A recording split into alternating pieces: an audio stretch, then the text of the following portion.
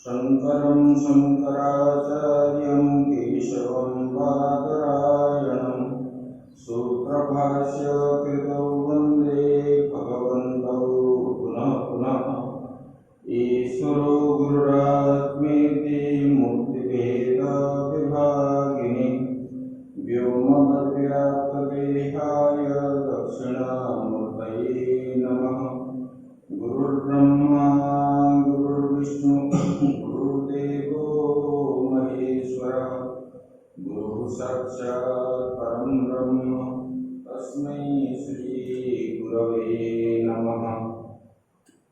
नारायणं नमस्कृत्य नरं चैव नरोत्तमं देवीं सरस्वतीं व्यासं ततो जयमुदीरये। मूकं करोति वाचालं पङ्गुं लङ्घयते गिरिं यत्कृपातमहं वन्दे परमानन्दमाधवं। सच्चिदानन्दरूपाय विश्वोत्पत्त्यादिहेतवे तापत्रय विनाशाय श्रीकृष्णाय वयं नमः।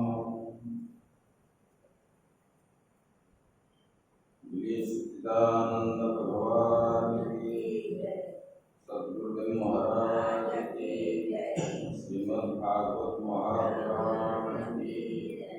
ओम नमः पार्वती पते हर हर महादेव। श्री कृष्ण गोविंद हरे मुरारी हे नाथ नारायण वासुदेव। श्री कृष्ण गोविंद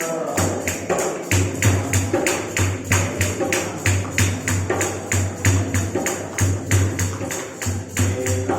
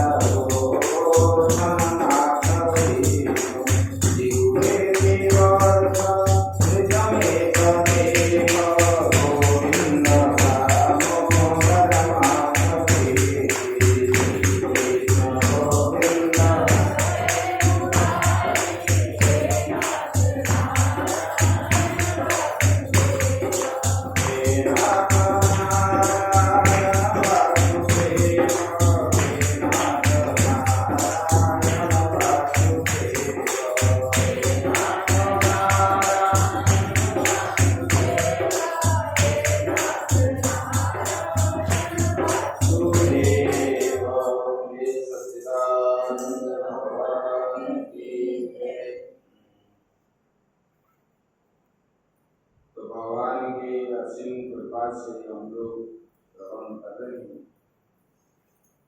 तो ऐसे होते होते 11वां स्कंद हो गया। अभी जो है 12वां स्कंद आज से शुरू है। बोले कि इस स्कंद को निरोध बोलते हैं।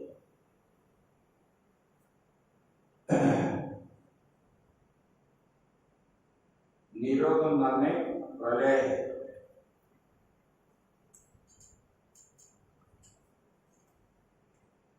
इसमें 4 प्रकार के प्रलय का वर्णन है। देखो अभी तक आप लोग जितने सुने हो, हर अध्याय में, हर स्कंद में त्याग, वैराग्य और ज्ञान की बात ही आप सुने। भागवत में पूर्ण रूप से ये होता है। जो भाव भक्ति के साथ इसको पढ़ता है तो उनको जो है परमात्मा की प्राप्ति होती है। और घर में नित्य पाठ करने वाले लोग जो होते हैं उनके घर में धर्म, अर्थ, काम, मोक्ष 4 पुरुषार्थ को प्राप्त होते हैं। घर में नित्य पढ़ना चाहिए, भागवत की पूजा होनी चाहिए। पूजा मतलब क्या है? तुलसी चढ़ा के अगरबत्ती आदि दे के बस एक अध्याय पाठ करो, शाम घर में सुख शांति आदि प्राप्त हो। आजकल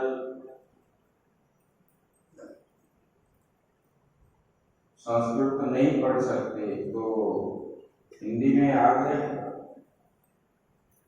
श्रीमद् भागवत सुधा सागर के नाम के पुस्तक कथा के रूप में रोज एक अध्याय साल में पूर्ति होगा और उसी को बोलते हैं भाद्रव। अभी जो पूर्णिमा आएगी वही भागवत पूर्णिमा है। उसी दिन से शुरू होता है और उसी दिन पूर्ण होकर के फिर शुरू करते हैं। ऐसे 360 अध्याय। और जो लोग संस्कृत पढ़ सकते हैं तो अच्छा है, नहीं पढ़ सकते हैं तो ये पढ़ना हिंदी अच्छा है। तो इसमें प्रलय की वर्णना है।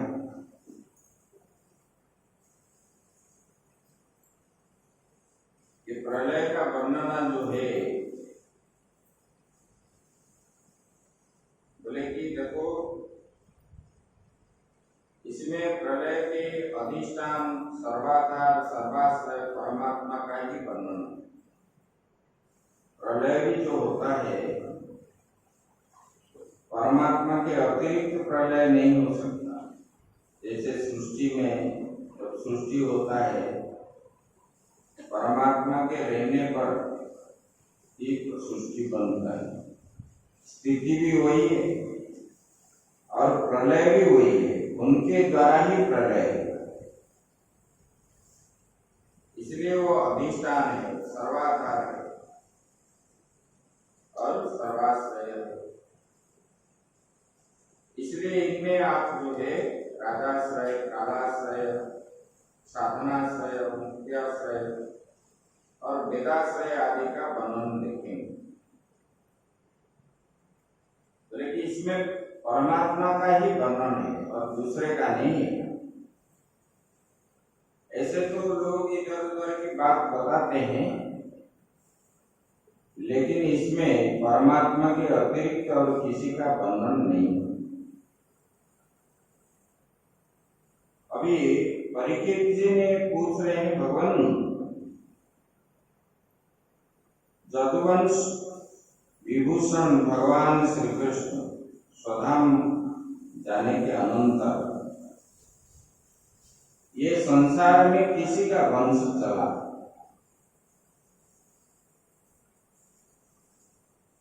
तब जो है सुखदेव जी ने उनको सब बताया।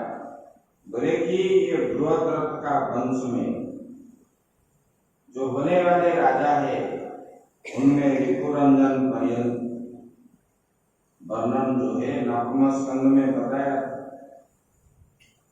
बोले कि रिपुरंजन का रिपुरंजय ही पुरंजन है।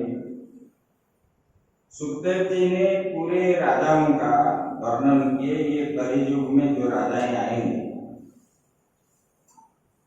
चंद्रगुप्त आदि सब, देखो ये द्वापर युग में पुराण बनी और अभी कलि युग में ये लोग हुए अशोक और ये चंद्रगुप्त, ये सब राजाओं का नाम, चंद्रवंश सूर्यवंश का जितने राजाओं का नाम सब आया और उनका सब जो है ये राजा जो आएंगे थोड़े दिन तक रहेंगे, ज्यादा दिन रहेंगे नहीं। जैसे पहले कोई 100 साल, कोई 1000 साल, कोई 10,000 साल तक शासन किया था। भगवान राम ने 10,000 साल तक शासन किए। इसी प्रकार नहीं, अभी ये कलियुग में राजा जो आएंगे कोई 10 साल, कोई 5 साल, जैसे अभी चल रहा है इसी प्रकार है, कोई 20 साल ऐसे। और सुखदेव जी ने लंबी सी सूची दे दिया है राजाओं का वर्णन किया और उन्होंने बोले कि ये राजा लोग जो है आपस में मार काट करते हैं और छोटे मन के होते हैं, उच्चाभिलाषी नहीं है, धर्मपरायण नहीं है, अपना स्वार्थ, मान सम्मान, उपाधि, देखो झूठ मूठ करके वीडियो बना करके छोड़ देते हैं, हमने ऐसा कर दिया तैसा कर दिया, लेकिन कुछ नहीं, अपना नाम कमाने के लिए। और बोले कि आगे चल करके 10 गुरुंड और 11 मौन राजा होंगे, लेकिन ये राजा लोग जो है थोड़े दिन रहेंगे और उपभोग जो है थोड़े दिन करेंगे। एक समय में बहुत से राजा होंगे और इन लोगों का मनोवृत्ति जो है संकीर्ण मनोवृत्ति है, विशाल नहीं है, छोटा सा है। मैं और मेरा परिवार कैसे, अभी क्या है, अभी जो शासन करते हैं वो लोग धन कमाने के लिए,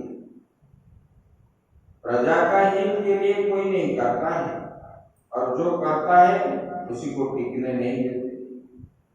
पहले राजा क्या करते थे, प्रजाओं का धार्मिक भावना कैसे जागृत होगा, प्रजाओं का शिक्षा कैसे बढ़ेगा, और कृषि प्रणाली भी बता रहे थे, उनको बढ़िया प्रेरणा मिलते थे।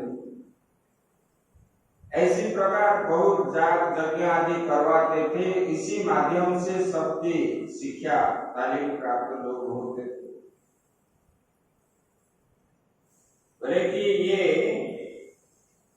तुल्य काला हमेरा इमे राजन म्लेच्छ प्रायश्च भूभुतः। बोले कि एक बात ध्यान देने का लायक है, बोले कि भगवान की पुस्तक जो है बहुत पुरानी है, लोग जो है उसको नहीं मानते। बोले कि ये भागवत जो है, मान लो कि 1000 वर्षों की भी हो, 800-900 वर्ष पहले की पुरानी हस्तलिखित पुस्तक भी उपलब्ध है, लेकिन आजकल प्रिंटेड पुस्तक आ गए। बोले कि सिंधुस्तम चंद्रभागम कौंतिम काश्मीर मंडलम भक्तंति शूद्रानाचार्याभ्या म्लेच्छाश्चा ब्रह्मवर्चस। बोले कि ये श्लोक का अर्थ ये होता है, बोले कि सिंधु नदी के तट पर तटवर्ती भाग जो है और चंद्रभागा वो हिमालय में, कहां पर, हिमाचल में, मणिकर्ण जो है पर्वत वहीं चंद्रभागा, और कौंतीपुर मतलब जो कश्मीर है अभी उसको कौंतीपुर, कश्मीर मंडल, ये सब जो है म्लेच्छों के द्वारा शासन होगा। देखो सिंधु के तट पर जो है क्या है, पाकिस्तान है, और चंद्रभागा के तट पर जो है चीन है, और कश्मीर जो है वो तो मुसलमान का ही। बोले कि ये म्लेच्छ ही शासन करेंगे, और जो बड़े पापी होंगे ये लोग। तथापि खलु पापानां अलम श्रेयसे यतः। बोले भी फिर भी जो है पाठ का पुण्य लेना चाहते हैं। बोले कि उनको तो सारे ग्रंथ का पाठ ही करना ही चाहिए, परंतु जब राजा बिगड़ जाता है, प्रजा भी उसके समान होता है, जैसे पिता वैसे पुत्र, जैसे राजा उसी प्रकार प्रजा है। प्रजा और राजा क्या है, पिता पुत्र का संबंध है, गुरु शिष्य, पिता राजा और प्रजा, पिता और पुत्र, ये संबंध बराबर है। प्रजा भी जो है उसी के समान शील और आचार वाले हो जाते हैं। अगर राजा है तो राजा अगर बिगड़ जाए प्रजा भी ऐसे ही। बोले कि यह हमारा शास्त्र का सिद्धांत है कि राजा काल का कारण होता है, समय के अनुसार राजा बनते हैं। देखो सत्ययुग में लोग जो है उनका परमायु था 1,00,000 वर्ष, ये समय के अनुसार। फिर त्रेता में आया 10,000 परमायु व्यक्ति का। फिर द्वापर में आया 1,000, कितना 10 गुना घट गया है। फिर इसी में आया कितना है, कली में 100 साल आयु। तो 100 साल भी कहाँ होता है, 60, 70, 50 इसमें ही ज्यादा लोग चले जाते हैं। काल वा कारणम राज्ञ राजा वा काल कारणम इति ते संशयो माहो राजा कालस्य कारणम। बोले कि परिस्थितियों से मनुष्य नहीं बनता, मनुष्य जो है परिस्थिति को बनाता है। परिस्थिति अपने आप को खराब हो जाता है क्या, हम ही खराब करते हैं। ये बता, जब राजा लोग पापी होते हैं तो प्रजा भी पापी बन जाते हैं। बड़े बड़े लोग जो करेंगे इतर जन वही सीखेंगे। जजजा तरती श्रेष्ठा तत्व देवे तरोदना। पहले हमारे लोग यहाँ भारतवर्ष में नशा आदि नहीं खाते, चाय भी नहीं पीते। अभी देखो गांव गांव में दारू मिल रहा है। पहले लोग दारू पीने के लिए कभी फंक्शन हुआ तो नीच जाति वाले जाते थे, गांव से 5 किलोमीटर 10 किलोमीटर पैदल जाते। अभी तो घर में मिल रहा है। तो फिर लोग सब यही समय के अनुक्रम से ये होता है। और कंप्लेन करोगे तो सरकारी लोग बोलेंगे इससे राजस्व ज्यादा मिलता है, हम राजस्व कहाँ से लाएंगे। इधर से ये वोट पाने के लिए बोलेंगे कि हम ये फ्री करा देते हैं, वो फ्री करा देते हैं, हमसे लेते हैं और हमको देते हैं, बस यही। बोले कि इस प्रकार जब राजा लोग पापी होते हैं, प्रजा भी इस पाप के विरोधी होते हैं और आपस में लड़ करके भस्म भी होते हैं, नष्ट भ्रष्ट हो जाते हैं। समाज का दशा ये कलि युग में यही है। फिर बताते हैं, बोले कि ये परीक्षित, जब धर्म जो है दिनों दिन क्षीण होने लगता है, जिसके पास ज्यादा पैसा है ऐसे वाले लोगों को लोग क्या करते हैं, उनके पास जाके चापलूसी करते हैं। शास्त्र में जो धर्म लिखा है वो धर्म नहीं मानते। जो पैसा वाला है वो जैसा बोलेगा वैसा धर्म बन जाता है, बना भी लेते हैं ऐसे ही।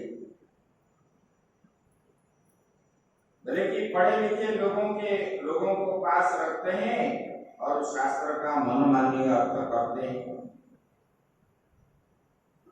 बोले कि शास्त्र का अर्थ बदलने के लिए उनको पैसा खर्चा करते हैं। बोले कि मुड़िया लिपि में लिखते हैं सठ। बोले कि ये सेठ जो है उसको बोलते हैं कि सठ तो ही है, लेकिन चाटुकार लोग क्या बनते हैं, बोले कि चाटुकार प्रसादेन सठ श्रेष्ठत्वागतः लेकिन चाटुकार लोग पैसा लेकर के ऐसे मानते हैं। पीतमेव कलौ नृणाम जन्माचार गुणोदय। लेकिन ऐसे जैसे व्याख्या करते हैं कलि युग में, लेकिन यही न्याय है। जिनके पास लाठी है उनके पास भैंस है, ये कलि युग का ऐसा है। लेकिन जहां मन मिल जाता है वहीं ब्याह कर लेते हैं, वहां धर्म कर्म कुछ नहीं मानते। लेकिन उसी में धर्म कर्म की बात ही नहीं है। इसी प्रकार बुद्धि, इंद्रियां और विषय जो है अपने से पृथक जो परमात्मा है उससे पृथक नहीं, अवस्थाएं तो ये होते हैं, केवल जो है ये माया मात्र है। लोग ये इसको जो करते हैं अनजान में करते हैं और माया है और ज्यादा पाप करते हैं। बोले कि माया मात्र मिदम राजन नानात्वं प्रत्यगात्मनि। ये माया के कारण ही आपको नानात्व दिख रहा है, इसलिए कभी रोते हो, कभी हंसते हो, कभी दुखी होते हो। इस प्रकार ये नानात्व ही है। ये प्रत्येक आत्मा में नानात्व है, वास्तव में आत्मा में नानात्व नहीं है। आत्मा को कभी ना दुख होता है, ना शोक होता है, ना कुछ भी नहीं होता है। लेकिन आप अपने आत्मा को अपना शरीर मानने के कारण ही बुद्धि के द्वारा ये सब नानात्व आपको दिख रहा है।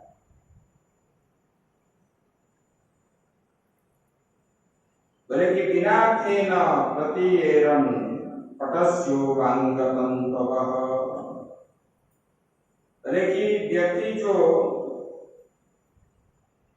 दिखाई पड़ते वो सबका सब जो है ये भ्रम है। लेकिन ये जो जितने सारे चीज दिखता है, द्वैत रूप दिखता है, ये सब भ्रम है, विकार मात्र है। और ये क्या है? बोले कि अनिर्वचनीय, बोल नहीं पाते। बोले कि इस प्रकार जब उपाधि नष्ट हो जाता है तब आत्मज्ञान होता है। उपाधि के कारण ही हमको नानात्व दिखता है। मैं यहाँ का कलेक्टर हूँ, मैं यहाँ का अन्याय व्यक्ति हूँ, ये सब उपाधि। लेकिन राजा हो या रंक सभी का अंत एक सा हो, ये उपाधि साथ में जाता है क्या? नहीं जाता है।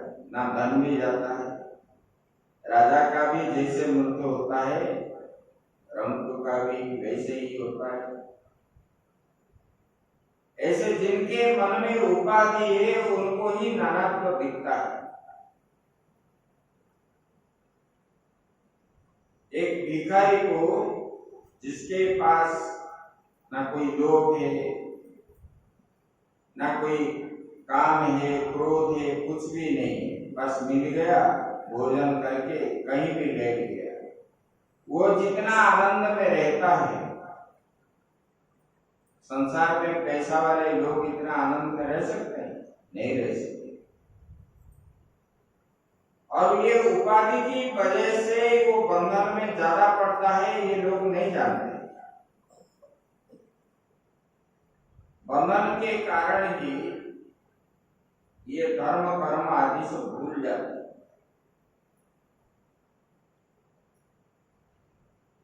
बोले कि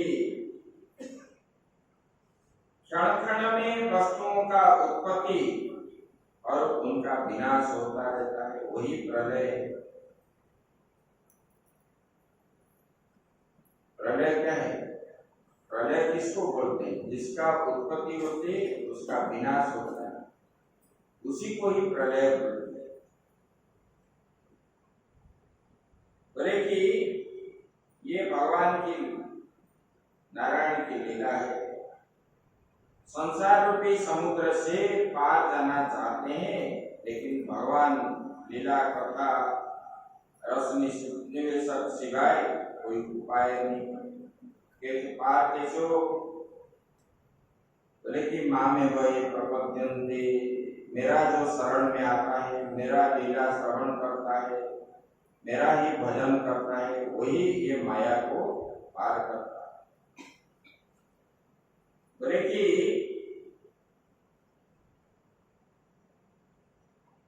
पहले भगवान नारायण ने ब्रह्मा जी को ये भागवत का उपदेश दिया और ब्रह्मा ने नारद को दिए और नारद जी ने व्यास को दिए, व्यास जी ने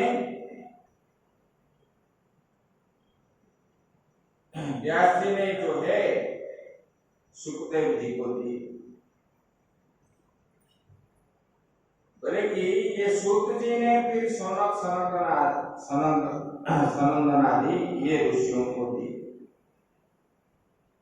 बोले कि इसी प्रकार ये भागवत का प्रचार प्रसार हुआ है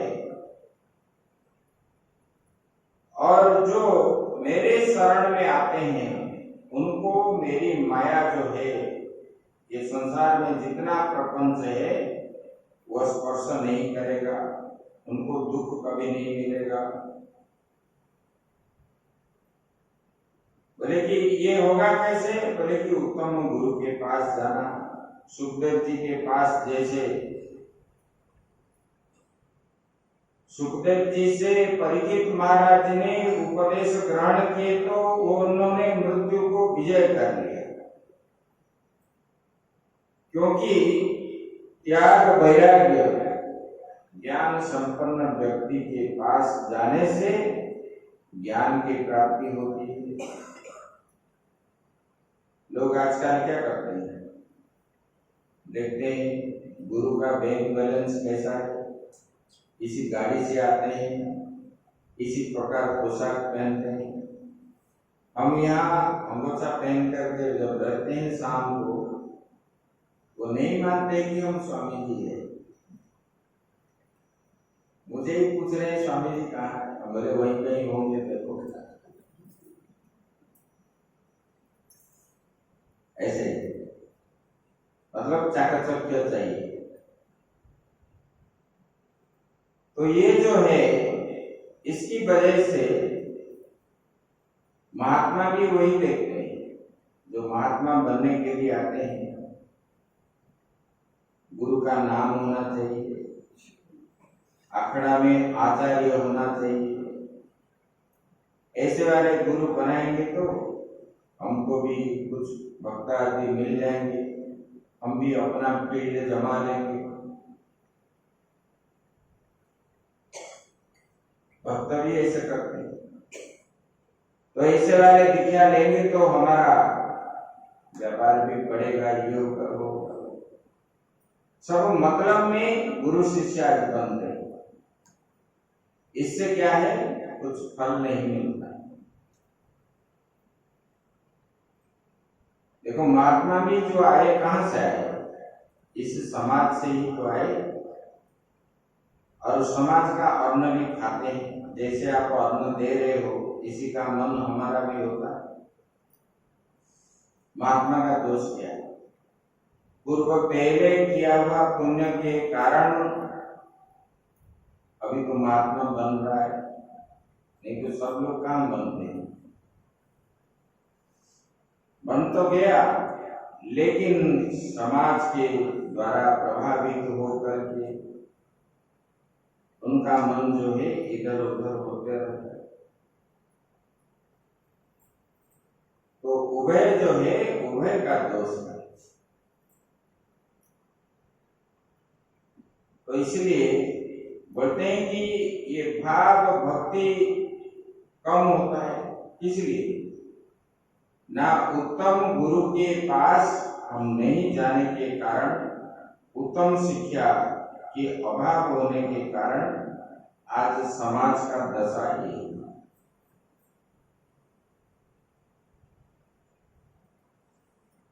तो नित्य जो है इसको पाठ करना चाहिए, ऐसे वाले ग्रंथ। जिसके द्वारा हमको ज्ञान की प्राप्ति हो। और नित्य जो है सत्संग सुनना चाहिए, क्योंकि कम से कम 1 घंटा हमारा मन जो है जगत से निकाल करके भगवान में लगा लेते हैं। देखो, सत्संग में मन जैसा स्थिर रहता है, जप ध्यान में इतना नहीं रहता।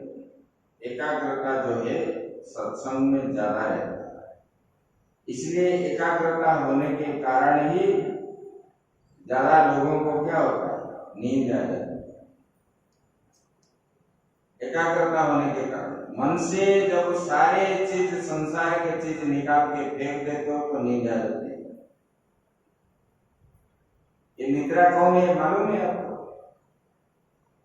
ये कुंभकर्ण की पत्नी भगवान राम को बोल रहे, उन्होंने बोले कि देखो, मेरे पति को आपने मार दिया, मैं भी आपको, आपके भगत जितना है उनको मुक्ति मैंने नहीं कर दूंगा। बोले कैसे? ना जब कथा आपकी होगी वहां मैं आके प्रवेश कर लूं, तो ये लोग सुन नहीं पाएंगे तो मुक्ति कहां मिलेगी?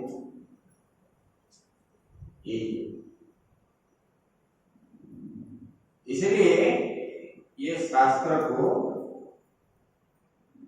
नित्य पढ़ना चाहिए।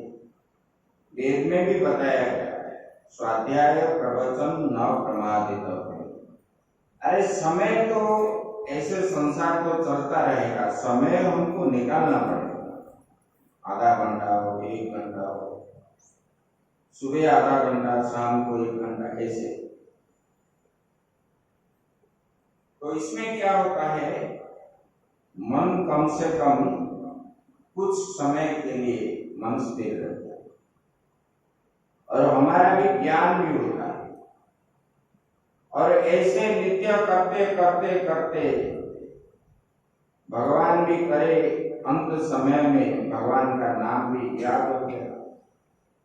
अगर कभी नहीं करेंगे तो फिर अंत में याद कैसे होगा?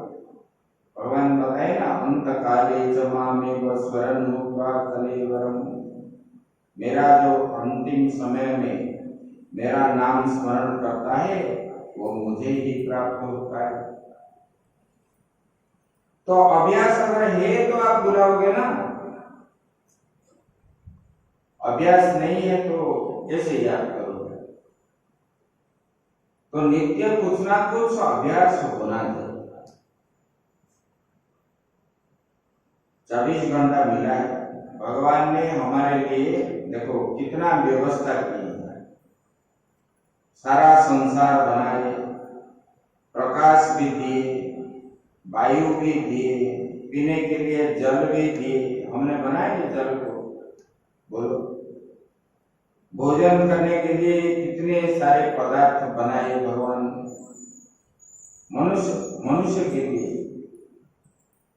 और ये सारे व्यवस्था भगवान ने, परमात्मा ने ये सब बनाया है हम लोगों के। लेकिन हमने भगवान के लिए कितना समय देते हैं? आप गिनती करोगे तो आपको शर्म आएगी। मान लो कि दिन में 1 घंटा आप करते हो, 1 घंटा अगर करते हो तो महीने में कितना घंटा हुआ? 30 घंटा। 30 घंटा मतलब एक दिन 6 घंटा, तो साल में कितना हुआ? 12 दिन हुआ और 72 घंटा हुआ।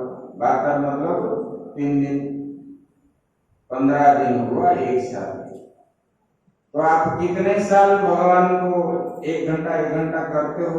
इधर तो 20 साल से नीचे नहीं बुलाओगे बचपन में, उधर वृद्धावस्था में भी 20 साल तक जो है, 20-30 साल तक नहीं होगा किसी से।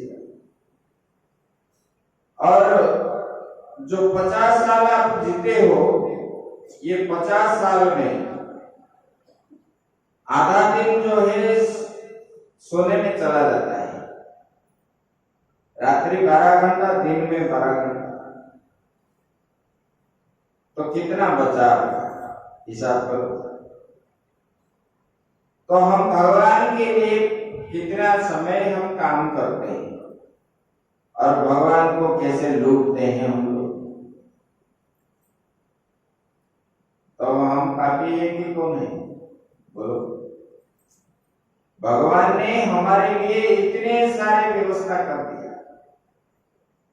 आपको अगर थोड़ी सी गड़बड़ हो गई तो कोर्ट में चले जाते हो, मुझे बेटा नहीं पूछता है, पैसा नहीं देता है, मैंने इनको बड़ा किया, पालन पोषण किया, ये सब किया। भगवान ने आपको क्या नहीं दिया, सब कुछ दिए।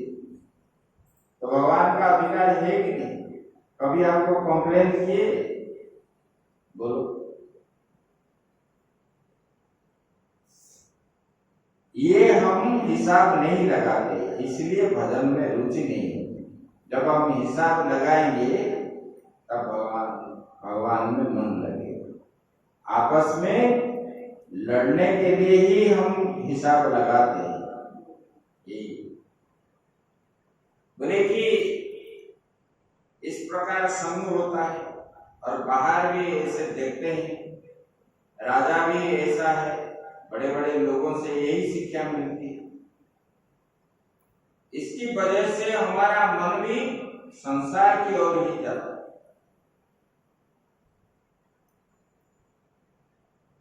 और परमात्मा की ओर नहीं जाता है। इसलिए कहा गया है, ये जीवन क्या है, बोले कि क्षण भंगुर है, अभी है, कुछ समय के बाद रहेगा कि नहीं गारंटी नहीं। फिर भी हम लोग जो है कितना गर्व अहंकार आदि करते हैं, राग द्वेष अहंकार आपस में। किसके वजह से? ये शरीर को लेकर के, धन को लेकर के, लोकबल को लेकर के लोग अहंकार करते हैं। कितना दिन अहंकार करेंगे? हर दिन तो नहीं कर पाएंगे। जब तक शरीर में खड़ा होने का ताकत है तब तक करो,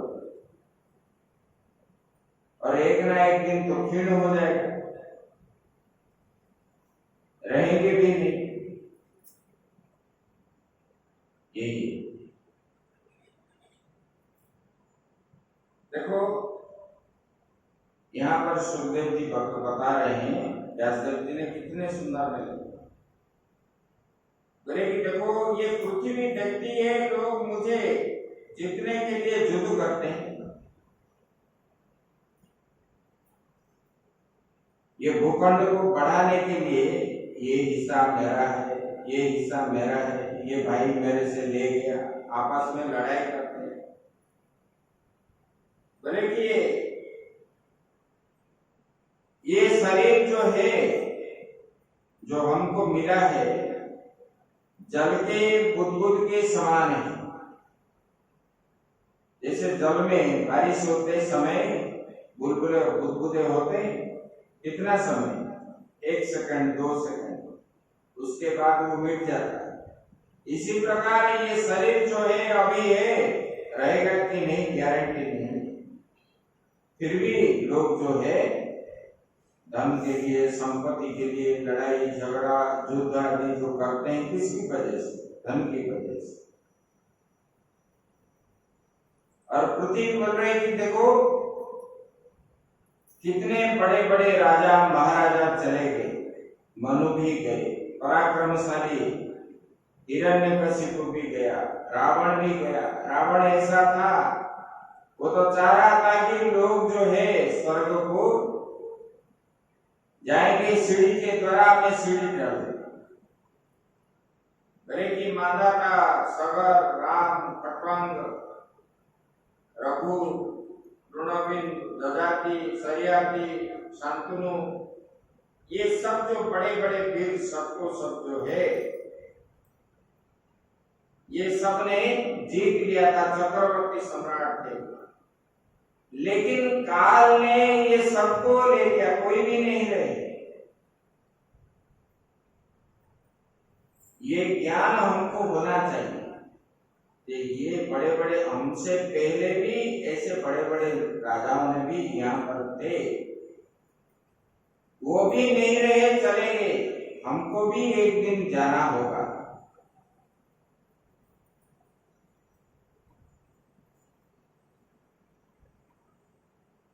बोले कि ये जो है कहानियां हम पढ़ते हैं, सुनते हैं, बोले किस लिए? बोले कि इसमें हमारा पता लगना चाहिए हम भी कितना दिन रहेंगे। ये राजा लोग नहीं रहे, हम भी रहेंगे कि नहीं। तो इसमें ज्ञान होना चाहिए। बोले कि परीक्षित, मैंने आपको जो है बड़े बड़े लोगों की कथा सुनाई, वो सब अपना अपना जस दुनिया में फैले करके मर गए, कोई नहीं रहा, कोई कुछ लेकर के भी नहीं गया, और आगे भी जो आएंगे कोई भी नहीं रहेंगे, और कोई कुछ भी लेके नहीं जाएंगे।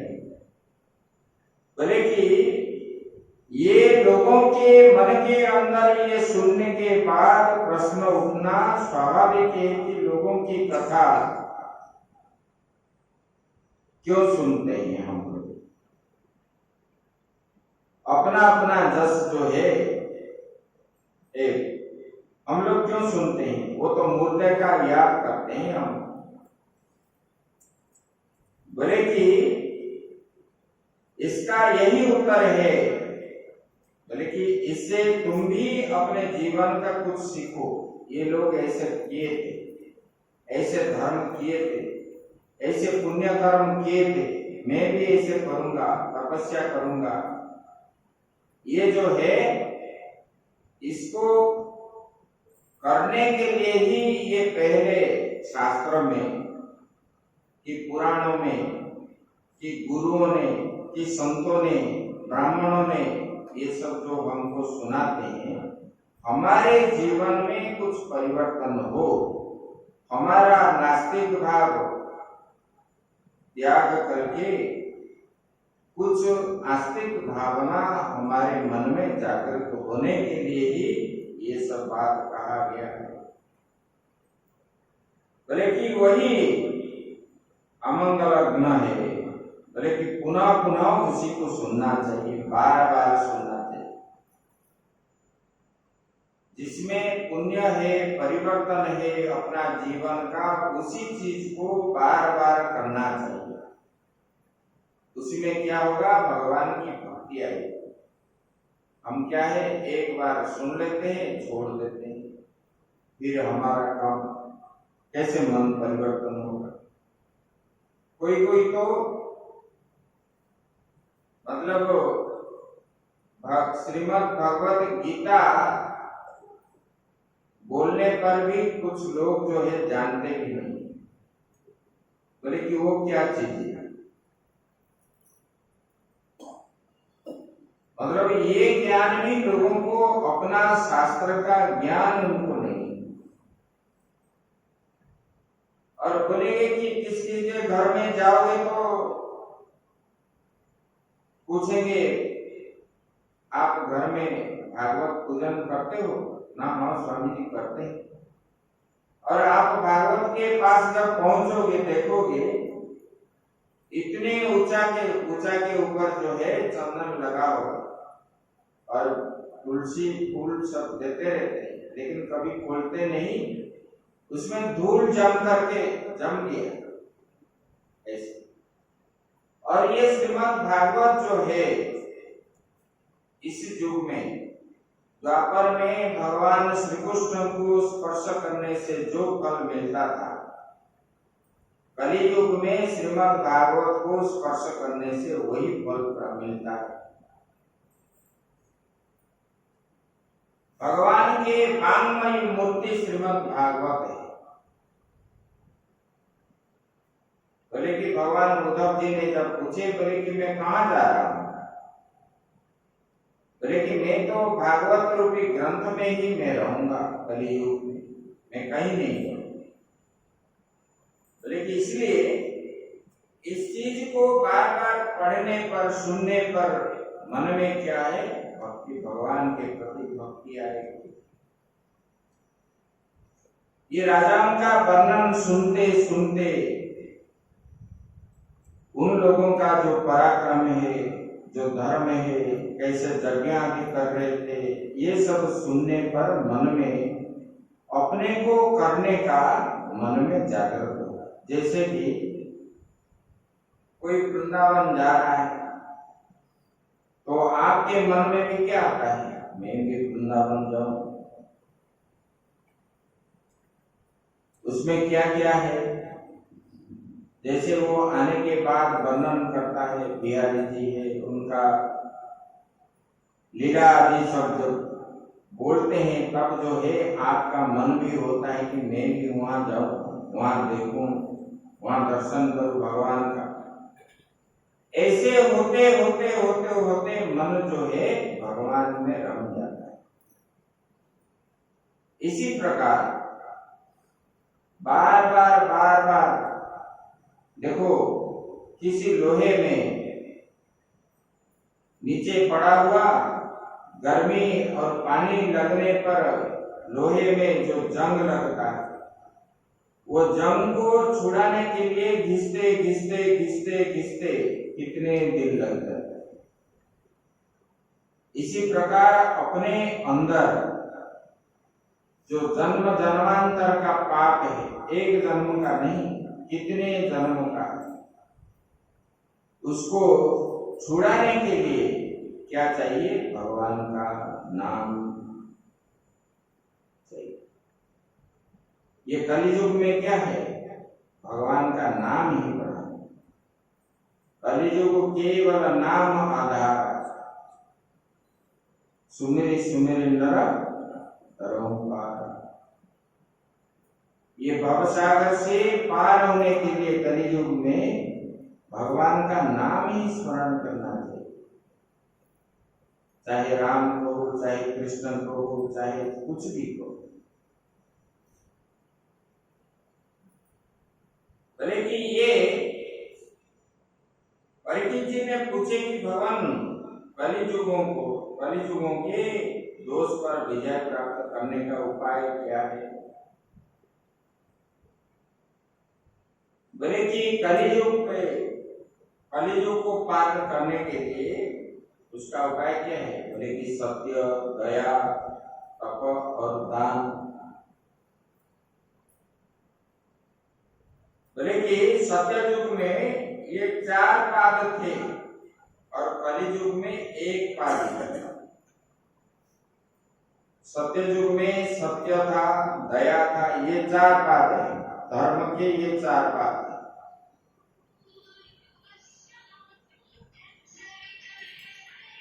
प्रभवन्ति यदा सत्त्वे मनो बुद्धिन्द्रियाणि च तदा कृन्तयुगं विद्यात् ज्ञाने तपसि अरुचि। बोले कि जब अपना मन, अपने बुद्धि, अपने इंद्रिया सात्विक हो जाए, ज्ञान और तपस्या में रुचि हो जाए, तब समझना है ये सत्य युग है। बोले कि जब मन में ये बता रहे हैं, मनोबुद्धि इंद्रियाणि ये बता रहे हैं।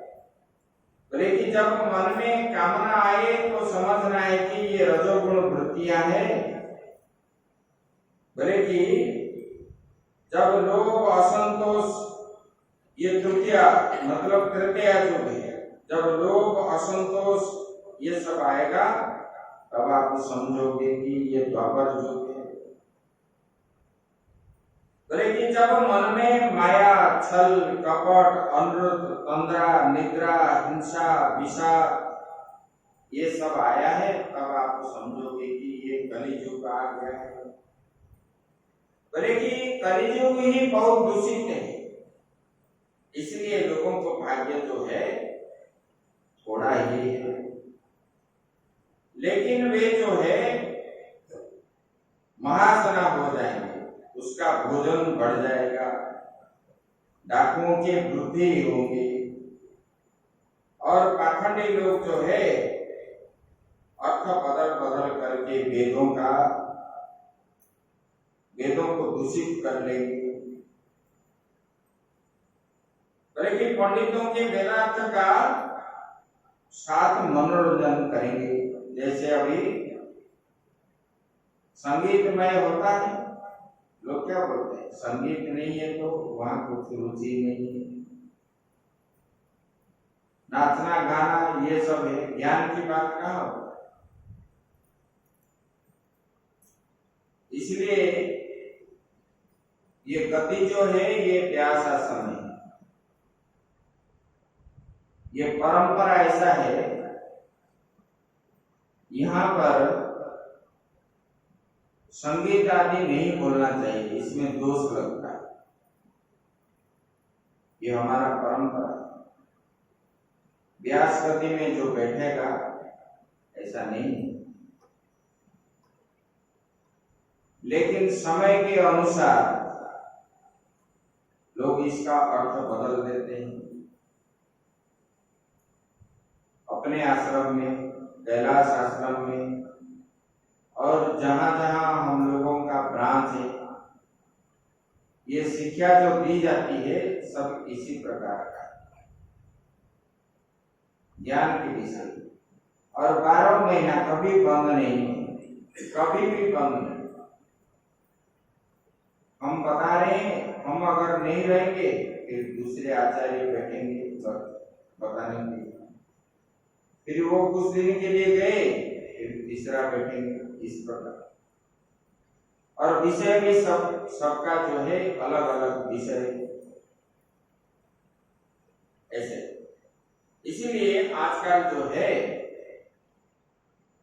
लोगों के ज्ञान का अभाव इसलिए हो जाते हैं, बताते हैं। लेकिन पंडित जो है वेदांत का जो है मनोरंजन करने के लिए ही करते हैं, क्योंकि उनको पैसा चाहिए और लोगों को मनोरंजन चाहिए।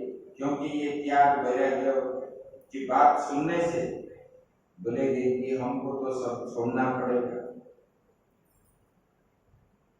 मुख को बांधना पड़ेगा, कान को जो है रुई डालना पड़ेगा कान के अंदर, और आंख में क्या लाइट चश्मा लगाना पड़ेगा। इसीलिए ये कौन करेगा? बोले कि ये लोग मूर्ख है।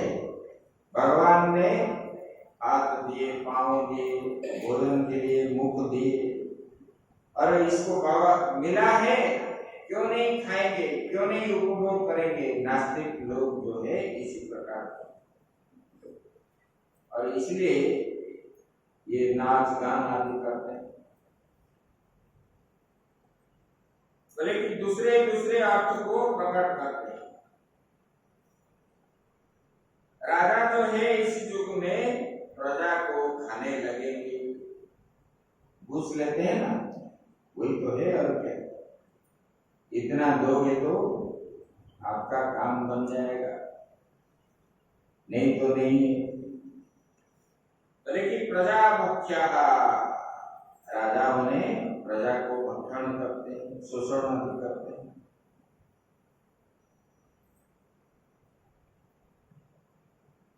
देखो ये सब चीज कब होने वाला है? अभी हो रहा है। इससे 10,000 साल पहले व्यास जी ने ये सब देखे तो श्रीमद् भागवत रचना की। बोले कि तपस्वी वेश धारण करके शूद्र से दान लेंगे, और शूद्र लोग जो है दान लेंगे कपड़ा पहन करके, जो दान लेने का योग्य नहीं।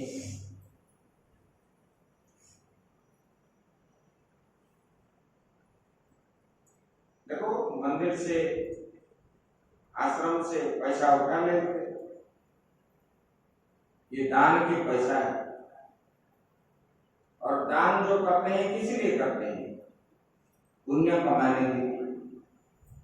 और ये जो पैसा यहाँ मिलता है ये पाप का धन है, इसको ग्रहण करने से पाप ही पाप।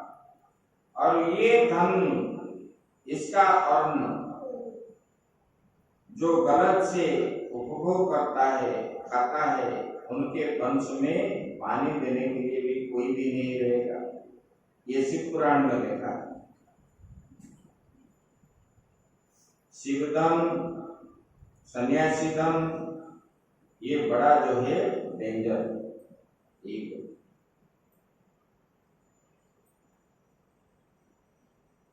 बोले कि इसलिए वो लोग क्या करते हैं, ढोंगी बन करके भिक्षा को ले लेते हैं, कभी भजन नहीं करते और पाखंडियों में, पाखंडियों के मत में चलते रहते हैं। और क्या बोलेंगे, बोले कि वेश धारण करने से सब कुछ हो गया, मुक्ति हो गया। बोले कि इसमें जात पात कुछ नहीं है, ऐसे बोले। ऐसे कलियुग के लोग भगवान की आराधना नहीं करेंगे, भगवान ने पता। बोले कि कलियुग कुछ भी नहीं है, हमारा मन ही ऐसा ही है। मन को, इंद्रियों को हम जब बांध के रखेंगे तब जो है यही होगा।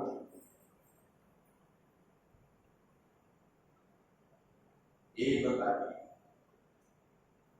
बोले कि ये जो प्रलय के बारे में पूछ रहे थे, उसी के बारे में बताए। बोले कि नित्य प्रलय है, नैमित्तिक प्रलय है, प्राकृत प्रलय है।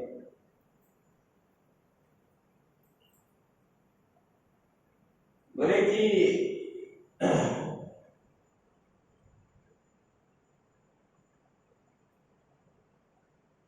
देखो,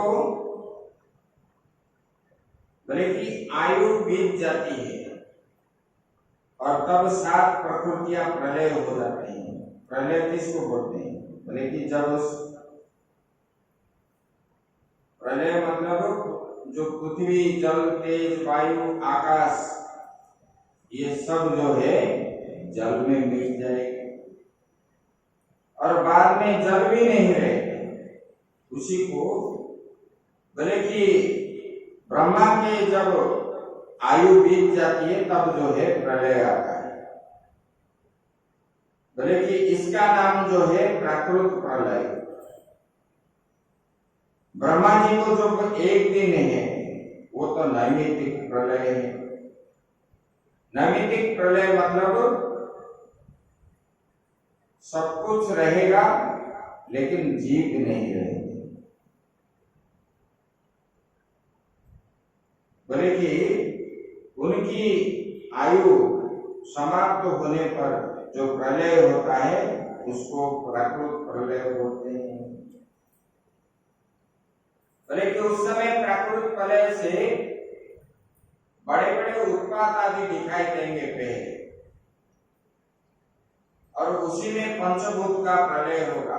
मूसलधारा से, हाथी के सूंड जैसे बारिश ऊपर से गिरेगी और पृथ्वी जो है पूरा जलमग्न हो जाएगा। ये प्राकृतिक प्रलय, और उसी में पृथ्वी लीन हो जाएगी। और नैमित्तिक प्रलय में पंचभूत का प्रलय नहीं होगा,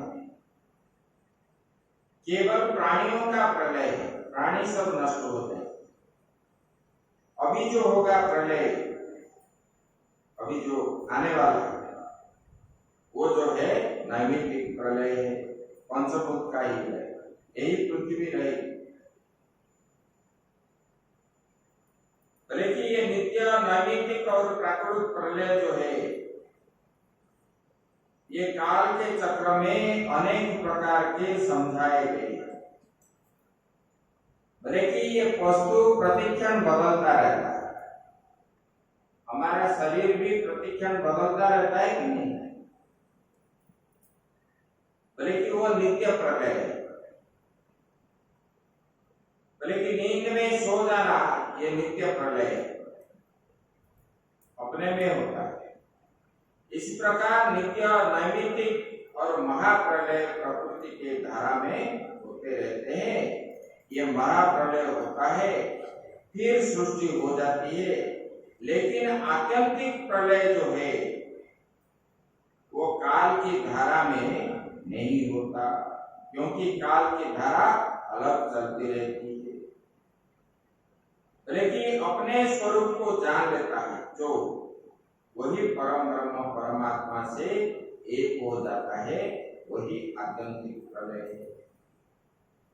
लेकिन उनके लिए सृष्टि होती हुई नहीं सीधी जाती। लेकिन ब्रह्म ज्ञान जो है वही आत्यंतिक प्रलय है।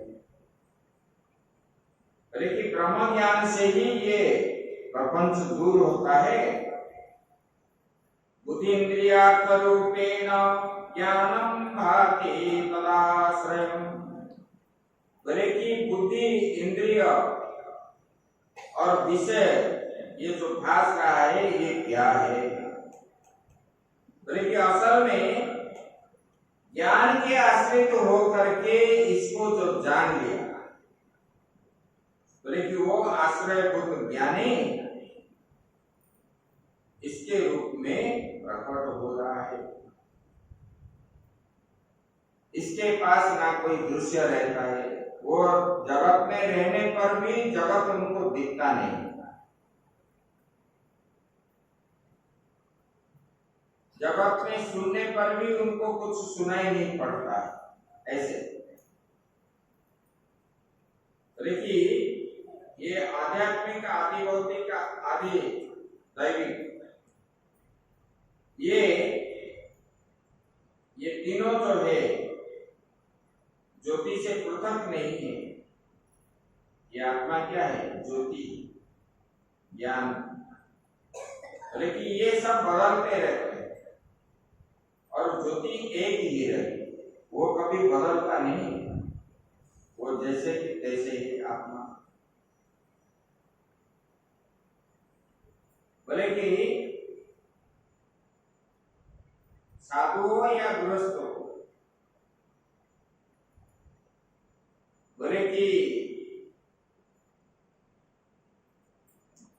गेरुआ दिखा करके अपना साधुता सिद्ध करते हैं। लेकिन गेरू पहनने के लिए लोग पहनते हैं ना, गेरुआ को लोग ज्यादा पसंद करते हैं। संसार में जितना गलतियां हैं गेरुआ पहन करके लोग करते हैं। रावण ने भी गेरुआ पहन करके सीता जी का हरण किया, क्योंकि ये वस्त्र को लोग क्या करते हैं? मानते हैं। उनके प्रति, ये वस्त्र के प्रति लोगों का कमजोरी है। इसलिए ये गेरुआ का प्रतीक, ये गेरुआ वस्त्र का त्याग वैराग्य संपन्न व्यक्ति ही गेरुआ को धारण करना चाहिए। जिनके पास ये त्याग है, वैराग्य हो, ज्ञान हो, भाव भक्ति हो, विरक्त जो होते हैं, ये गेरुआ उसी इसका प्रतीक। बोले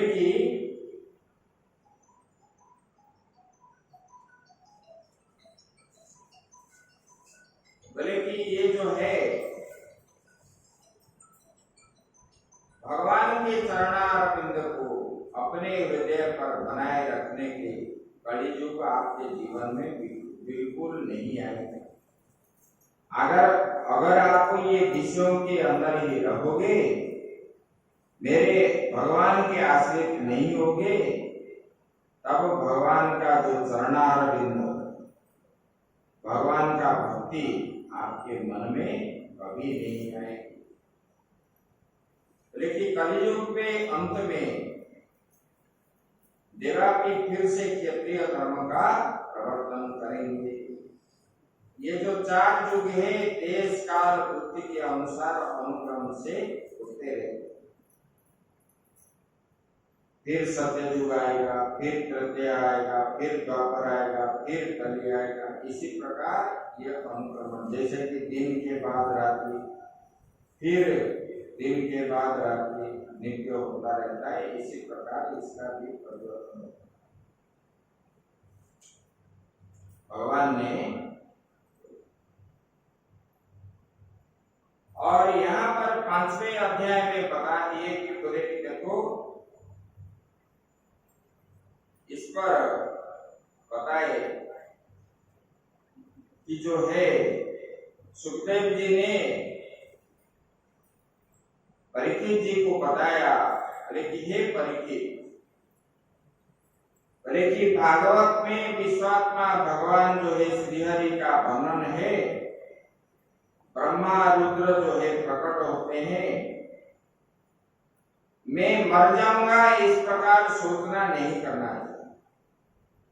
बोले कि यह सोचता पशु बुद्धि है, जो बोलता है कि मैं मरूंगा इसका बुद्धि क्या है, बोले कि पशु बुद्धि। बोले कि इस बुद्धि को आप छोड़ दो। बोले कि तुमने ना कभी पैदा हुआ है ना कभी मरना, न जायते म्रियते वा कदाचित्, आत्मा का कभी उत्पन्न ना हुआ ना मृत्यु हुई। बोले कि देह का जन्मना और मरना जो है तुम्हारा जन्मना मरना नहीं है, ये देह का उत्पन्न होता है, देह मरता है। लेकिन जो देही है, देह के अंदर जो रहने वाला वही देही है। वो आत्मा जो है वो कभी ना उत्पन्न होता है ना मरता भी। न जायते म्रियते वा कदाचित्, न्यायं भूत्वा भवितवान् भूय, अजो नित्यः शाश्वतोऽयं पुराणो न हन्यते हन्यमाने शरीरे। लेकिन ये अज है, शाश्वत है, तीनों काल में रहता है, इसको ना कोई मार सकता है, ना कोई डुबा सकता है, ना कोई सुखा सकता है, ऐसा बात है। बोले कि आत्मा जो है बीजांकुरवत नहीं है, देह बीजांकुर पर। बीज हम बोने पर उसी में अंकुर होने के कारण वो क्या होता है, पौधे आदि पेड़ पौधे बनते। लेकिन आत्मा जो है बीज जैसा नहीं है। जैसे कि स्वप्न में आप देख रहे हो कि मेरा सिर कट गया, जागने के बाद देखते हो तो आपका सिर तो है, कटा नहीं। बोले कि जैसे जागने पर स्वप्न का बात मिथ्या है, इसी प्रकार ये जो संसार आपको दिख रहा है ये स्वप्नबद्ध है, स्वप्न जैसा। संसार का जन्म मरण है, लेकिन आत्मा का जन्म मरण नहीं है। बोले कि आत्मा जो है देह का जीना मरना काटना आदि का देखता है, आत्मा देख रहा है, सब कुछ देख रहा है। बोले कि स्वयं अदन्मा है, अमर है, और क्या है, बोले कि जैसे कि घड़ा फूटने पर आकाश नहीं फूटता, बोले कि वो जैसे आकाश था ऐसे देह मर जाने से, मरने के बाद आत्मा नहीं मरता है, आत्मा तो चैतन्य है। बोले कि ज्यों की त्यों रहता है, ऐसे होता है। बोले कि वो कोई छोटी मोटी चीज नहीं है, साक्षात ब्रह्म ही है। बोले कि पहले भी ब्रह्म है, बीच में भी ब्रह्म है, बाद में भी वही आत्मा जो है ब्रह्म है। बोले कि न तत्रात्मा स्वयं ज्योतिर यो वक्ता वक्तो यो परः। बोले कि ये व्यक्त अव्यक्त से परे है। बोले कि तुम हृदय में विद्यमान आत्मा के बारे में स्वयं विचार करो। बोले कि ब्राह्मण की आज्ञा से तक्षक जो है तुमको भस्म नहीं कर सकेगा। बोले कि हे परीक्षित, जो ब्राह्मण का श्राप आपको आपको हुआ है ना, उसके आप मत डरो। बोले क्यों? बोले कि वो कहां डसेगा, आत्मा को वो स्पर्श नहीं कर पाएगा, फिर आत्मा को डसेगा कैसे? तुम तो आत्मा ही हो, वो डसेगा किसको? बोले कि ये शरीर को। शरीर मरता है, आत्मा नहीं मरता। अहम ब्रह्म परम धाम ब्रह्मा हम परमं पदम। बोले कि मैं तो अहम ब्रह्म परम धाम, मैं तो परम धाम ब्रह्म ही हूं, और परम धाम ब्रह्म में हूं। इसी प्रकार आपने दोनों ओर से विचार करो। अहम ब्रह्मास्मि, मैं तो ब्रह्म ही हूं, ब्रह्म से अतिरिक्त कुछ भी नहीं, मैं कभी मरता नहीं, मेरा कभी ना जन्म हुआ है ना कभी होगा। लेकिन ये शरीर का जन्म मरण आदि होता है। लेकिन ब्रह्म में जो परोक्षपन तथा अनात्मापन होना है वही दूर हो जाता है। ब्रह्म में ये जो है परोक्षपन अनात्मापन होना, यही माया है। हम बुद्धि के द्वारा तादात्म्य हो करके ये शरीर को ही हम मैं मानते हैं, लेकिन ये शरीर मेरे से अलग है। ब्रह्मा हम, मैं ब्रह्म ही हूं, ये अपरोक्ष ज्ञान। लेकिन यही ज्ञान से, लेकिन आत्मा में ही अब्रह्मपन है, परिच्छिन्न है, प्रतीति होता है, वही दूर हो जाता है। जब आप जान जाओगे ये आत्मा क्या चीज है, तब जो है आपका ज्ञान खुल जाता है, तब जो है मृत्यु से भय नहीं। लेकिन परिचित भले ही तुमको जो है तक्षक काट जाए, लेकिन तुम देखोगे कि तुम जैसे थे वैसे ही हो, और ये शरीर तो आप नहीं हो, फिर शरीर कैसे आपका होगा? ऐसे तब जो है परीक्षित महाराज जी ने उनको बोलेंगे, बोले कि भगवान मैं तो मृत्यु के लिए मैं डरता नहीं, बोले कि मैं कभी पहले भी नहीं था, फिर भी जो है आपसे जो ज्ञान प्राप्त हो गया, पूर्ण भागवत जब श्रवण कर लिया मैंने, तो मुझे मेरा ज्ञान हो गया है, अभी मैं मृत्यु को नहीं डरता। मैंने इसलिए डरा कि ब्राह्मण के गले के ऊपर जो मरा हुआ सर्प मैंने छोड़ दिया था, उसी को मैं डर गया। मैंने एक विद्वान ज्ञानी व्यक्ति को मैंने अपमान किया, असम्मान किया, तब ये इसकी वजह से मुझे डर था। मुझे मरने के लिए भय नहीं, क्योंकि एक दिन जीना है तो एक दिन मरना है, तो इसलिए मृत्यु को भगवान में नहीं डरता। आगे की बात हम लोग कल करेंगे।